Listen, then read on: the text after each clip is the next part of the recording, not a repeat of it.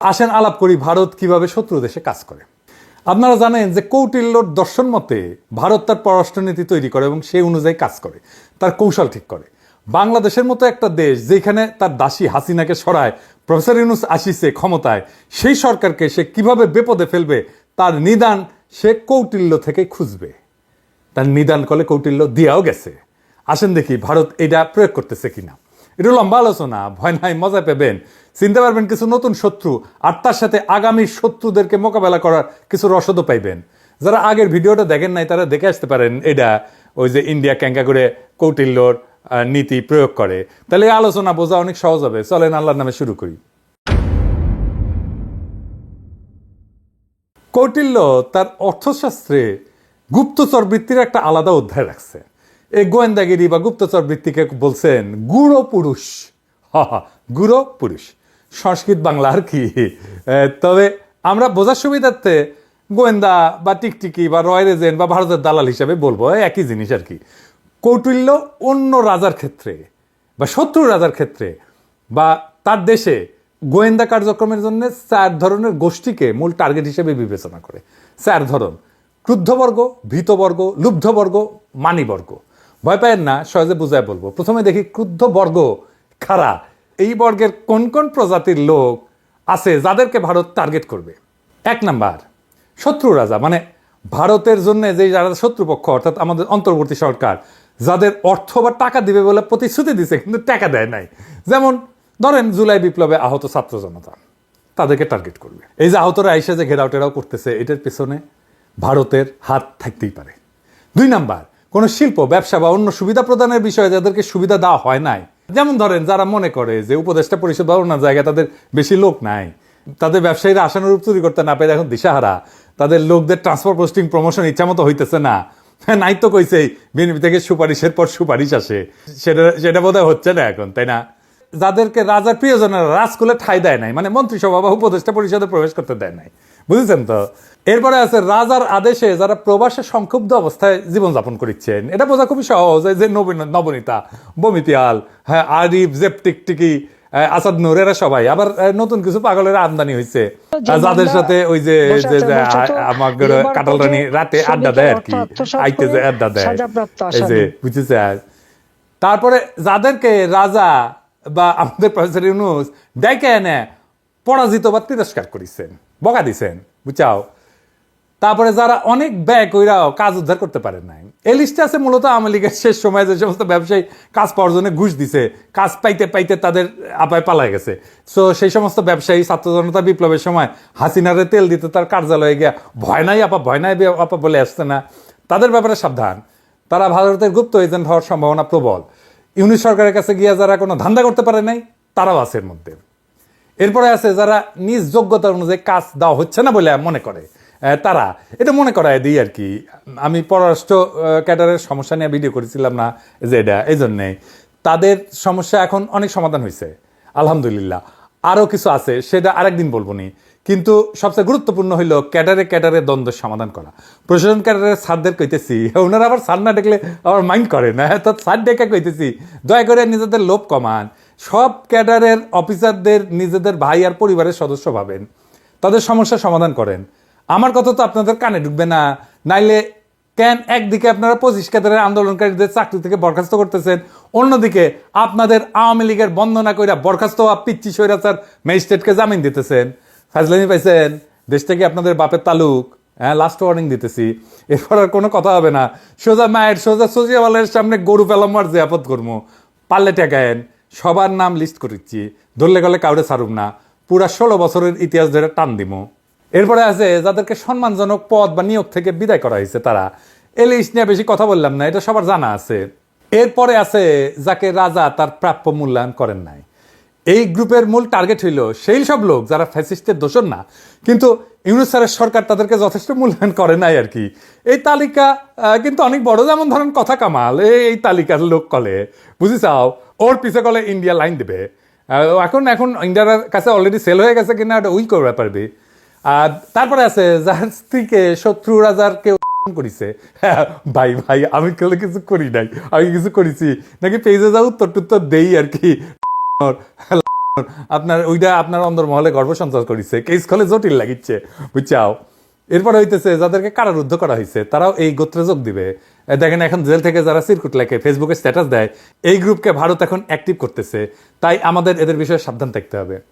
এরপরে আছে বিনা বিচারে অন্যের কথা শুনে যাকে দণ্ডিত করা হয়েছে বেইনসাফি করিয়া। আমি আন্তর্জাতিক অপরাধ ট্রাইব্যুনালকে, আমার মহামান্য সুপ্রিম কোর্টকে অনুরোধ করব, দয়া করে কারো প্ররোচনায় কাউকে বিনা বিচারে সাজা দেবেন না, বেইনসাফি করবেন না। প্রত্যেক অভিযুক্তের ব্যাপারে খোঁজ নেন, তাদের ব্যাকগ্রাউন্ড চেক করেন, যদি দোষী হয় সাজা দেবেন অবশ্যই।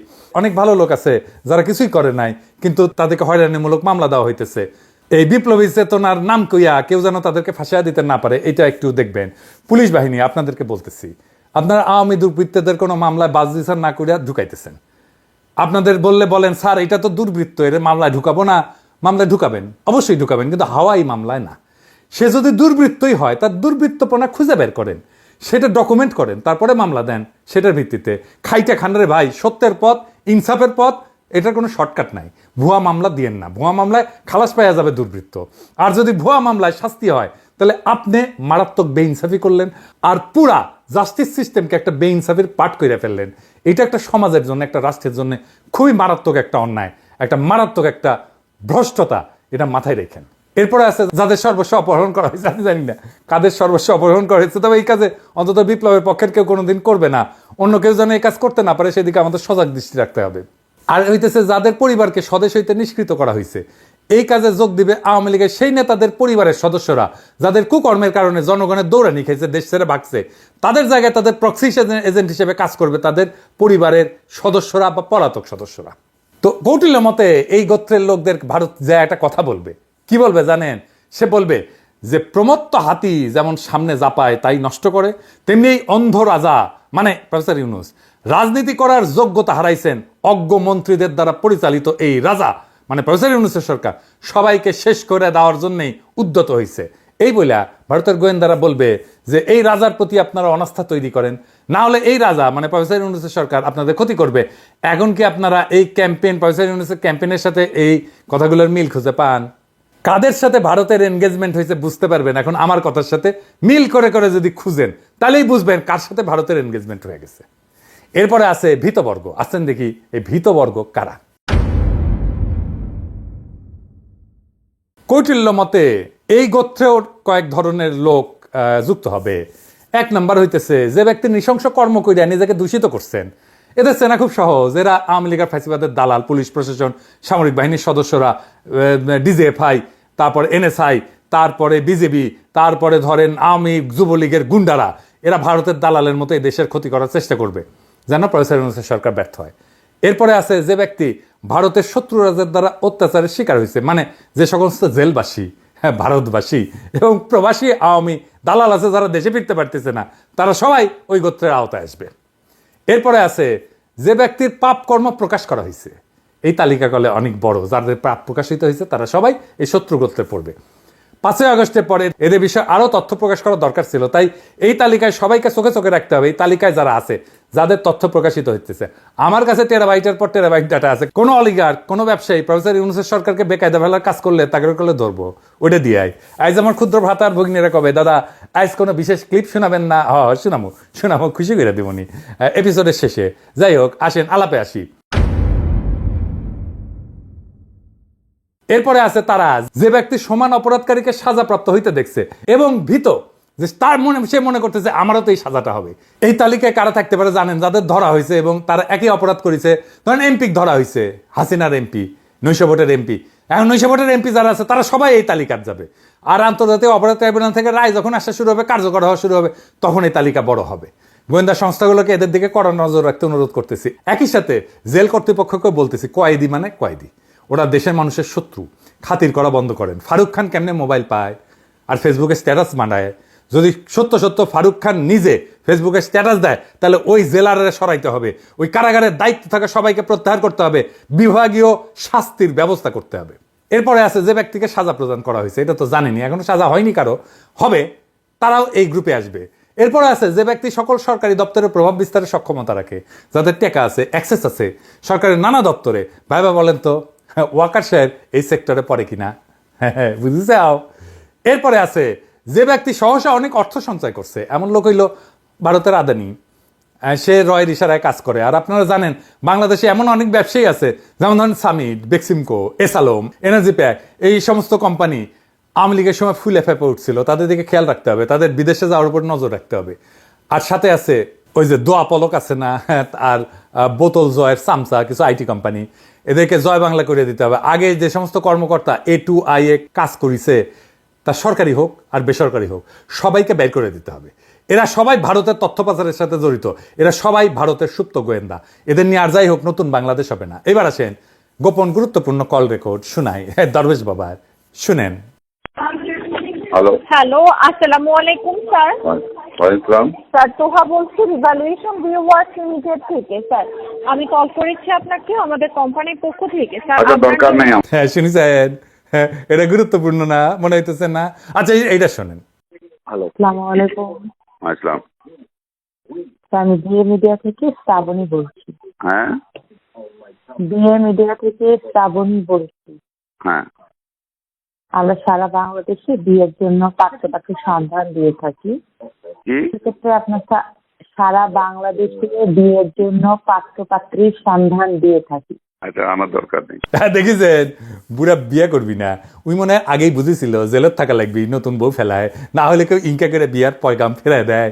এই মায়েগুলা যে ফোন দিছে না দরবেশ বাবা, ইনকা করে এগোরে এনা খুঁজে বের করেন আর হামাক এনা ফোন দেওয়ার ব্যবস্থা করেন।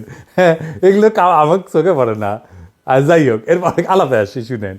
এরপরে আছে তারা যারা অন্যের জমি নিজের দখলে রাখছে।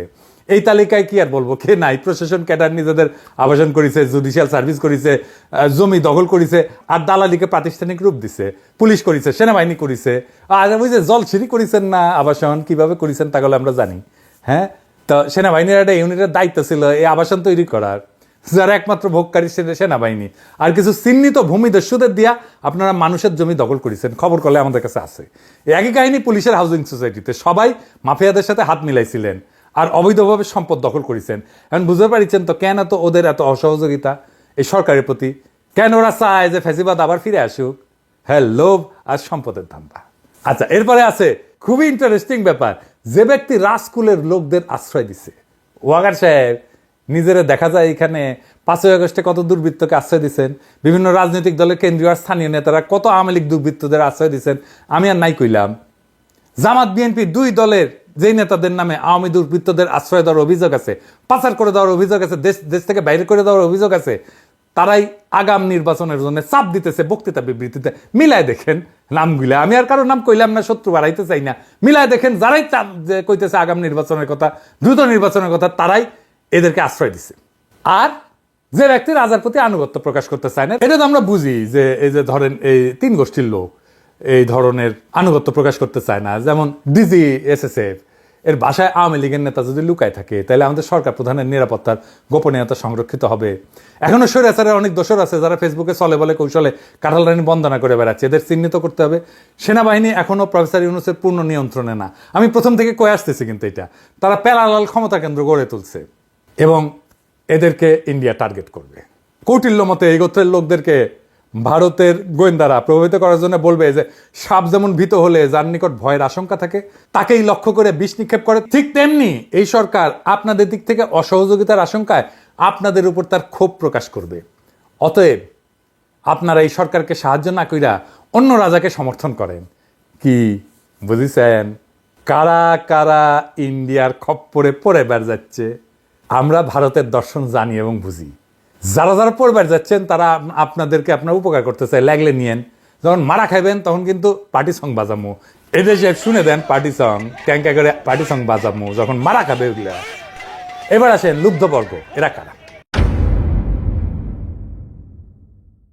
যে সমস্ত ব্যক্তির অর্থ সম্পদ ক্ষয়প্রাপ্ত হয়েছে, মানে 5ই আগস্টের পর ছাত্র জনতা যে সমস্ত ফ্যাসিস্টের স্থাবর সম্পদের উপর হামলা টামলা করেছে, যারা সম্পদ হারাইছে, তারা সবাই এখন ভারতের দালালে পরিণত হবে, যাদের ব্যাংক অ্যাকাউন্ট ফ্রিজ করা হয়েছে। বুঝেছাও, এদের দিকে চোখ রাখতে হবে। এই তালিকায় সেনা, পুলিশ, প্রশাসনের সদস্যরা আছে, সাথে আছে দরবেশ, সোরা কামাল থেকে আওয়ামী লীগের চিহ্নিত কিছু চোর এবং নেতাকর্মী। আর এটা কি, যে ব্যক্তি নারী এবং মদ্যপানে আসক্ত, বুঝেছাও, সব জায়গায় তাছে কলে। এই ব্যাপারে অবশ্য আমি আর কথা কই না, আপনারা জানেন কাদের এই সুঅভ্যাসটা আছে।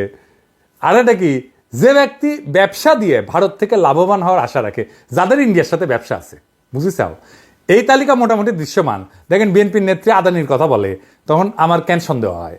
বিএনপিতে এমন ব্যবসায়ীর সংখ্যা তো অনেক, যারা টাকা কামানোর জন্য সবকিছু দেশে সবকিছু বিক্রি করবেই, সাথে নিজের প্যান্টটা ভারত যদি খুলে নিতে চায় খুলে দিয়ে আসবে। কৌটিল্য মতে এদেরকে প্রভাবিত করার জন্য ভারতের গোয়েন্দারা বলবে যে চন্ডাল যেমন ব্রাহ্মণদের সাহায্য করে না, তেমনি এই রাজা মানে প্রফেসর ইউনূসের সরকার প্রজ্ঞাহীন ব্যক্তির দ্বারা সরকার চালাবেন, যোগ্য এবং আত্মগুণ সম্পন্ন ব্যক্তিদেরকে দিয়ে চালাবেন না।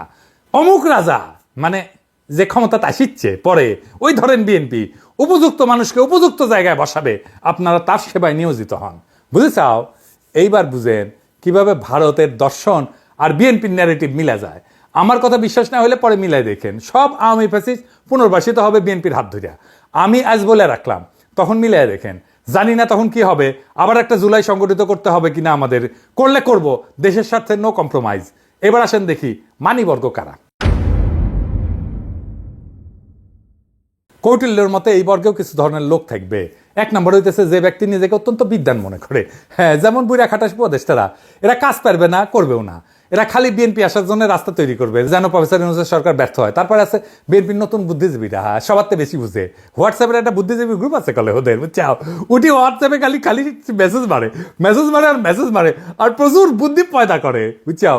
আর যারা আছে, যারা অন্য সবাইকে গাড়ল বলে, আপনি দেখবেন কি কেউ আছে যে অন্য সবাইকে গাড়ল বলে, সে নিজে বিদ্বান বুদ্ধিতে ভরপুর, টইটুম্বুর করে, নিজে কলে পাশ দিছে একটা 3rd ক্লাস বিশ্ববিদ্যালয় থেকে বিয়ে, আর ভাবছে প্রফেসরের, আমি আর নাম কইলাম না, হ্যাঁ, আপনারা নিজেরা বুঝেন যে কার কথা কইছি। যে ব্যক্তি নিজের প্রতি অন্যের সমর্থন কামনা করে, এটা সরাসরি বিএনপি। তাদের জনসমর্থন কি আছে জানি না, তাদের ছাত্র সংগঠন ছাত্র দলের জনসমর্থন নাই, এটা তো সত্য। ছাত্র দল ছাত্র সংসদ নির্বাচন করে না কেন? কারণ তারা হারবে। বিএনপি মনে করে আমরা যারা বিএনপি করি না তাদেরও বিএনপির কামলা খেতে দেওয়া উচিত, বুঝছাও। আর এরপরে কি আছে, যে ব্যক্তি নিজ শত্রুর প্রতি অন্যের পূজা সহ্য করতে পারে না, পূজা মানে শ্রদ্ধা, সমর্থন ইত্যাদি। বিএনপি তাদের মূল শত্রু এখন অন্তর্বর্তীকালীন সরকার, প্রফেসর ইউনূসকে কত তাড়াতাড়ি তাড়াইতে পারবে সেই চিন্তাই এখন তাদের মাথায়। তো প্রফেসর ইউনূসের পক্ষে যারা কথা বলবে তাদের পিছনে বিএনপির পালিত বট গালিগালাজ করতে নেমে পড়বে। এরপরে আছে সেই ব্যক্তিরা যারা অধীনস্থদের দ্বারা প্রভাবিত হয়ে এখন অন্যায় কাজ করছে। এমন অনেক সরকারি কর্মকর্তা আছে যাদের চুরির মাস্টার প্ল্যানার তাদের অধীনস্থ কর্মচারীরা। এর অধীনস্থ কর্মচারীদের তো এখন তেমন একটা সুবিধা দেন নাই, তাই না? তারা নিজেদেরকে বঞ্চিত ভাবে, বুঝছাও। এই যে বঞ্চিত লিগ কই থেকে আসিচ্ছে, বুঝছাও, এটা ইন্ডিয়ান মাস্টার প্ল্যান। হ্যাঁ, এই যে বঞ্চিতদের যে কইছে যে এই যে তুমি তো কিছু পাও নাই, বুঝছাও, তুমি এত কিছু করলা। এরপরে কি আছে, যে সমস্ত ব্যক্তির কিছু কিঞ্চিত সাহস টাহস আছে, কাজ করতে আগ্রহী, এই ধরনের লোকদের ভারত গত 6 মাস ধরে চিহ্নিত করছে। এখন এদের উপর ভর করিয়া আওয়ামী লীগ তাদের আন্দোলনের কর্মসূচি ঘোষণা করতেছে, লিফলেট বিলাইতেছে, বোম্বাস্টিক বিবৃতি দিতেছে, এদের প্রত্যেকে ইন্ডিয়া ফুসলাইতেছে। এটা যেটি পাবেন জয় বাংলা করে আগে ডলা দিবেন, তারপরে পুলিশ দেখবেন, আগে পুলিশ দেখেন না, হ্যাঁ, মাইরা টেরে ফেলেন না, এর থেকে তথ্য বের করা লাগবে, তারপর হবে খেলা। দেখি ওই মায়ের দুধ খাইছে কিনা, বুঝছাও। আয় বঙ্গবন্ধুর ভাস্কর্যে হাত দে, সাধারণ মানুষ হিসাবে একটু লড়াই করি, দেখি কতটুকু মায়ের বুকের দুধ খাইছো তোমরা। এরপরে আছে যে ব্যক্তি ভোগ্যবস্তুর প্রার্থীতে অসন্তুষ্ট। হ্যাঁ, তো এতদিন তো আওয়ামী লীগ, সানি লিওন, নোরাভাতি এদেরকে নাচাইছে, মিডিয়া দালাল তাপসকে ব্যবহার করিয়া, ওদের একটা টেস্টটা ছিল, টেকাও ছিল। আপনারা রিকিজ নাচ দেখেছেন, হ্যাঁ, বুঝছেন, ক্ষমতা গেলে কি টেস্ট উন্নত হবে ভাইজান? হ্যাঁ, মিলেমিশে কি দেশব্যাপী খেমটা উৎসব করবে নেঙ্কা করিয়া? তো কৌটিল্য কইছে যে এই গোত্রের লোকদেরকে ভারতের গোয়েন্দা বলবে চন্ডালের আনন্দ চন্ডালি যেমন বুঝে, তেমনি এই নিজ সরকার নিজেদের জন্য উপভোগের ব্যবস্থা করে, নিজেদের রাজনীতি সাজাইতেছে। এরা আপনাদের মতো আর্যদের মানে উচ্চ বংশীয়দের জন্য কিছুই করবে না। হ্যাঁ, অমুক রাজা মানে যে আসবি ক্ষমতা মানে বিএনপি আপনাদের জন্য সঠিক উপভোগের ব্যবস্থা করবি, নোরাফাত থেকে এসে এনে দিবি, আপনারা তার দিকে চলে যান, ব্যাস আর পাইকে বিএনপি লেগে গেল অন্তর্বর্তী সরকারের পিছে, আর মাঝখানে সামে বাড়ি দিয়ে দিল পিনাকিরে। তো ভারতের এই গুপ্তচর বৃত্তির সমাধান কি? আপনারা জানেন তো যে সমাধান দেওয়াটাও আমার একটা কাজ। আমি তো বাঙ্গুয়েলিদের সুশীলদের মতো না যে সমস্যা করবো কিন্তু সমাধান দিতে পারবো না। তো এটারও সমাধান দেবো, মাত্র 3টা সমাধান, বেশি না। প্রথমত, জুলাই বিপ্লবের সকল শহীদের পরিবারকে 1,30,00,000 করে টাকা দিবেন এবং তাদের পরিবারের একজন সদস্যকে সরকারি চাকরি দিবেন। কেন 1,30,00,000 টাকা? আসেন এটা বুঝে দেখি, আমি এটা হিসাব করেছি আর কি। আমাদের পার ক্যাপিটা ইনকাম মানে মাথা পিছু ইনকাম হইতেছে ইউএস ডলারে $2,624। আর আমাদের গড় যে বয়সে যারা শহীদ হয়েছে তাদের গড় বয়স হইতেছে বিলো 25, মানে 25 বছরের নিচে। একজন মানুষ 65 বছর পর্যন্ত আয় রোজগার করতে পারে। তো তাইলে তারা তাদের ফ্যামিলির জন্যে 40 বছর তারা আয় উপার্জন করতো, তাই না? তাহলে 40 বছরে কত হয়? $1,04,960। এটা বাংলা টাকায় কনভার্ট করলে 1,27,00,000 টাকা হয়। তাই কোনোভাবেই 1,27,00,000 টাকার নিচে কোনো কম্পেনসেশন হবে না শহীদ পরিবারে। এইটা ন্যায্যভাবে ইনসাফের সাথে ঠিক করতে হবে। এতে করে ছাত্র জনতা, মানে যারা এই সরকারকে ক্ষমতা বসাইছে, তারা ভারতের কুমন্ত্রণায় বিভ্রান্ত হবে না। সমস্যাটা উনি স্যার বলছেন যে সরকারি আমলারা এই কাজ বাস্তবায়ন করতেছেন না, তারা নাকি সহযোগিতা করতেছেন না, যদিও উনি ডিপ্লোম্যাটিক ল্যাঙ্গুয়েজে বলছেন যে আমাদের সাথে ওনাদের কানেকশন হইতেছে না। শুনেন, প্রজেক্ট করতে আমার ভয় লাগে যে কথা বলে ওটা পারি না, তো শেষ পর্যন্ত গিয়ে পৌঁছে না। আপনার কথার আন্তরিকতা তো মানুষ বিশ্বাস করে, আপনার অনুমান অন্তত এটা তো খুবই একটা ইমিডিয়েট এবং প্রায়োরিটির মধ্যে থাকার কথা। এটা কি বিউরোক্রেটিক ট্যাঙ্গলস এর কারণে হচ্ছে না? বিউরোক্রেটিক ট্যাঙ্গলস এর মধ্যেই এই কার হাত দিয়ে কিভাবে যাবে, কার কাছ থেকে কোথায় যাবে, এগুলো নিয়ে গোলমাল হচ্ছে, আর কিছু না। তাতে বিউরোক্রেসির কিছু হচ্ছে না, কিন্তু সরকার, আপনার সরকারের বদনাম হচ্ছে। এটা আমাদের সবার সম্মিলিত বদনাম। আমি ব্যুরোক্রেসিকেও দোষ দেবো না, তাদেরও নিয়ম কানুন আছে। আমরা হয়তো সেই নিয়ম কানুন বুঝি না বলে কানেকশনটা ঠিক মতো করতে পারিনি। তো ভাইজান, আমলারা আপনাদের কত সাহস! আপনারা ছিলেন ফ্যাসিস্টের সবচেয়ে বড় দালাল। আপনারা কেউ কি ফ্যাসিস্টের আমলে কোনো প্রতিবাদ করেছেন? কেউ করেন নাই। আপনারাই তো সবখানে জয় বাংলা বলার মতো হঠকারী প্রজ্ঞাপন করেছেন। আপনারাই এখন ছাত্র জনতার সহায়তায় কোনো কাজ করতেছেন না। এই যখন আপনাদের অবস্থা, তখন টাকার সমাধান আমি কয়ে দিচ্ছি। আমি প্রফেসর ইউনূস স্যারের দৃষ্টি আকর্ষণ করে বলতেছি, আপনি একটা মৌখিক নির্দেশনা দেবেন সকল পর্যায়ের সব সরকারি কর্মচারী কর্মকর্তা, আপনি সহ, আগামী 1 মার্চ 2025 তারিখে তাদের একদিনের বেতনের সমপরিমাণ অর্থ জুলাই ফাউন্ডেশনে জমা দেবে, যা জুলাই আগস্ট শহীদের পরিবার এবং আহতদের চিকিৎসা প্রদানে ব্যবহার করা হবে। একই সাথে আগামী বাংলা নববর্ষে যে উৎসব ভাতা পাওয়ার কথা ছিল তা বাতিল কইরা ওই অর্থের সমপরিমাণ অর্থ জুলাই বিপ্লবের শহীদ এবং আহতদের সেবায় খরচ করা হবে। নতুন বাংলাদেশের লড়াকু যোদ্ধারা হাসপাতালে জীবন যুদ্ধ করবে, কাতরাইবে ব্যথায়, আর আপনারা উৎসব করবেন। ঢুকায় দিমু উৎসব, একদম হান্দায় দিমু উৎসব। আমরা দেখব আপনারা কি করেন। যে বা যারা এর বিরুদ্ধে কথা বলবে তাদের নাম আমি আমার নেটওয়ার্ক দিয়ে বাইর করব, তারপর দেখব এত সাহস কোত্থেকে আসে। ছাত্রদের টাকা দেওয়ার সময় যত নিয়ম কানুন, নিজের বেলায় আটি সাটি আর শহীদের বেলায় সিমটি কাটি, তাই না? এখন আমরা দেখব যে কোন ক্যাডার সবার আগে ঘোষণা দেয়। যারা জুলাই বিপ্লবের পক্ষে থাকবে তাদের পক্ষে থাকবে ছাত্র জনতা। দ্বিতীয় সমাধান, সবাইকে ভারতের গুপ্তচর বৃত্তির বিষয়ে ট্রেনিং দেন, সংক্ষিপ্ত ট্রেনিং। আমার অফিসিয়ালি জানালে আমি সাহায্য করতে পারি। তারপর তাদের দিয়া আমরা ফাঁদ তৈরি করব। যারাই কাউকে গোয়েন্দা জালে ফাঁসানোর চেষ্টা করবে তাদের তথ্য আমাদের জানাবেন, না হলে ওরে ওই জায়গায় বাইদা ফেলবেন। তারপর জনগণকে খবর দেবেন। চট্টগ্রামের মতো অনেক গুপ্ত চক্রান্ত ফাঁস করে দেওয়া হবে। ভাবছিলাম কাউরে কিছু বলা লাগবে না, এখন আর এই ছাড় দেওয়া যাবে না। আর ছাত্র ভাইরা, আপনারা এই ভারতের দর্শন আপনাদের সহযোদ্ধাদের জানাইবেন, তাদেরকে এক একটা রণাঙ্গনের সৈনিক হিসেবে গড়ে তুলবেন। আর তোমাদের ডাকে পুরা বাংলাদেশ এক হইছে, অন্য কারো ডাকে ঈদের পরের আন্দোলনে জনগণ এক হয় নাই। তোমরা মানুষের নেতা, তোমাদের শক্তি এই দেশের জনগণ, এটা মাথায় রেখো। 3 নাম্বার, বাংলাদেশের বাজারে ভারতের পণ্য বয়কট করবেন। না পারলে ভারতের পণ্যের আকাশ সমান শুল্ক আরোপ করেন। ভারতের যে কোম্পানি বাংলাদেশের কারখানা করেছে সেসব আমরা সিলগালা করে দেবো, অফিস সিলগালা করে দেবো। ভারতের ক্ষতি হবে তাদের বাৎসরিক 14 বিলিয়ন বাণিজ্যে, যেটা বাংলাদেশ থেকে তারা নিয়ে যায়। আর ভারত যদি পাল্টা শুল্ক বসায়, তাহলে ওই যে 2 বিলিয়ন আমরা রপ্তানি করি, ওইটা পড়বে। দরকার হলে করবো না। এই কাজ বাস্তবায়ন করা খুব সহজ না।